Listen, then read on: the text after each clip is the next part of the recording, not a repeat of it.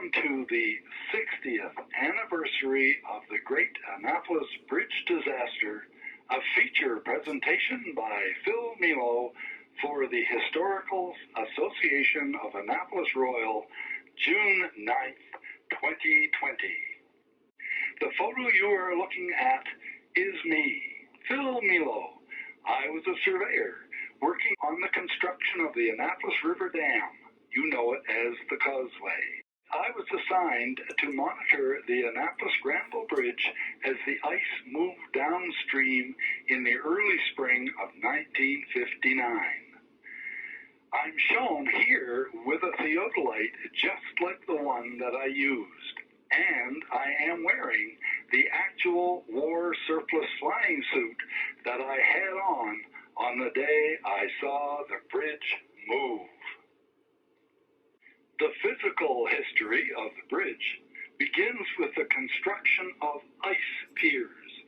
3 are shown here in this picture as they were built around 1910 with funding from the federal government.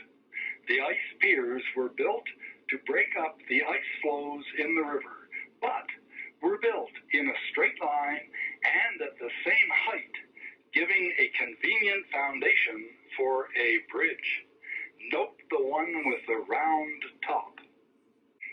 The provincial government funded the construction of the superstructure.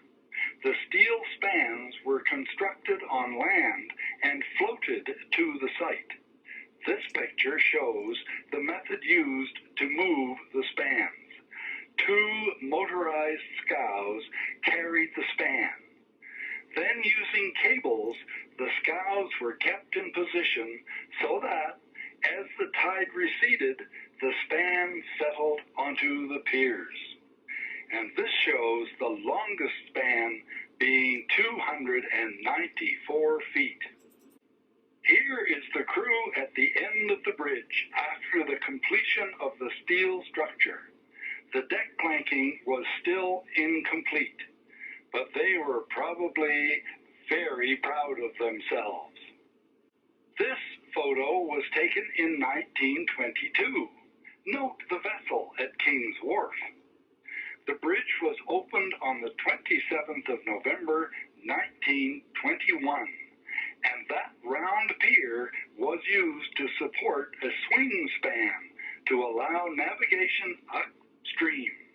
It is the 5th pier from the Granville side.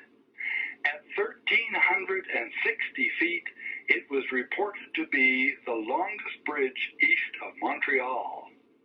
Then, nothing happened until 1959.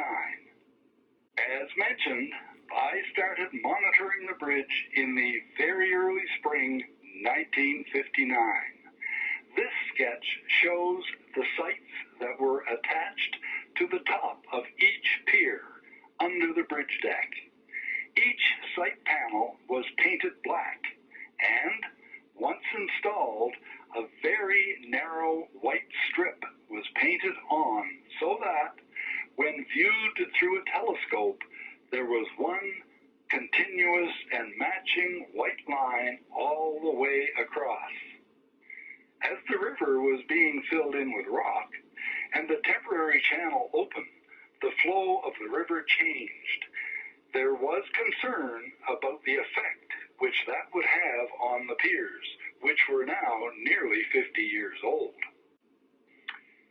My job was to sit in a tiny little shack suspended under the bridge at the Granville end with the theodolite, watching for any movement.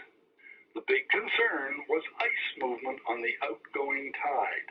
So I squatted in the cold and squinted for hours, convinced that nothing would happen. Then, one day, I saw the sight on the pier of the Granville end of the big span move up and to the right, just a fraction of an inch.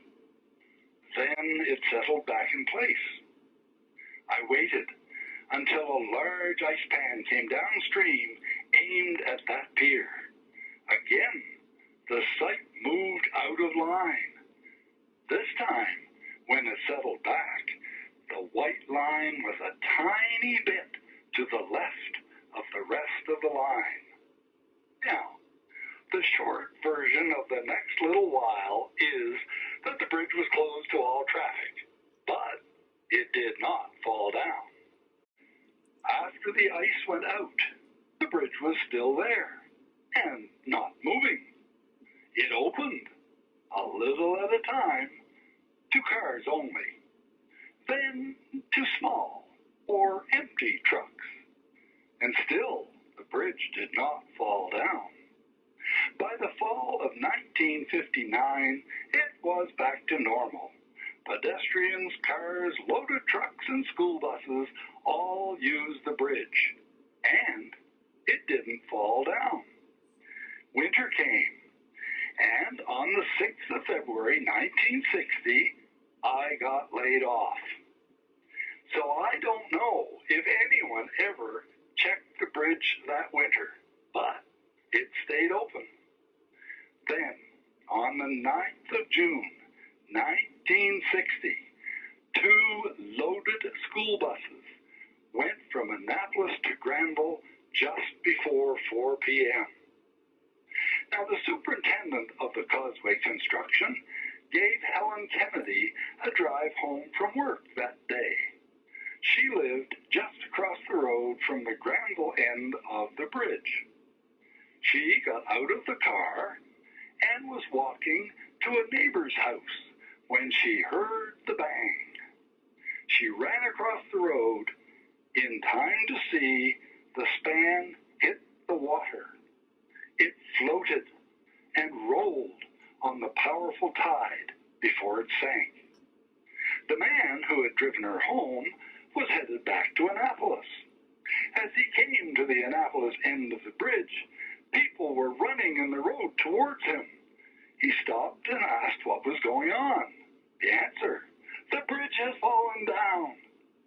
That was 10 minutes to 5. Other than disbelief, history does not provide us with his reaction. This is a good view showing why only one span fell. You can see how the pier was caught in the steel structure. Here is an aerial view. Note how far the span has traveled by the next day. After the next tide, it disappeared altogether, and nobody's ever seen it since. Note also the filling in of the river and the open temporary channel just beyond the Annapolis, that's the right end of the bridge. It shows where the force of the water was aimed. Now, this is a very short version of the story, which was so closely tied to the construction of the causeway.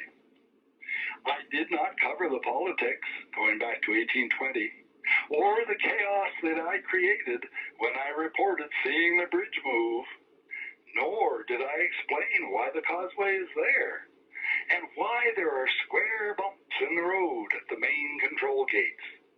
We'll cover that in my full presentation for the Historical Association of Annapolis Royal. For now, let's just celebrate the 60th anniversary of the Great Annapolis Bridge disaster, in which, by the way, nobody was hurt. I must say sincere thank you to Darlene Melanson, President of the Historical Association of Annapolis Royal, and also to the Explorer Guide for helping me convert this presentation into a digital format. Thanks to the Annapolis Heritage Society for the use of the photos. Thanks also go to the late Herman Rushton for that wonderful 1922 photo of the bridge. I appreciate the hours that Ryan Scranton spent with me selecting and reproducing many of these photos. I must also recognize the book, Historic Annapolis Royal Images of Our Past by Ian Lawrence. Also, I want to recognize the article by J.C. Farish Owen, published on the 30th anniversary of the opening of the bridge. Last, but certainly not least, Congratulations to the Historical Association of Annapolis Royal on celebrating its 101st year. And I am particularly honored to be the first speaker as the association begins its second century. I look forward to sharing the rest of my presentation about the Annapolis Bridge and the Causeway at the next meeting of the Historical Association of Annapolis Royal.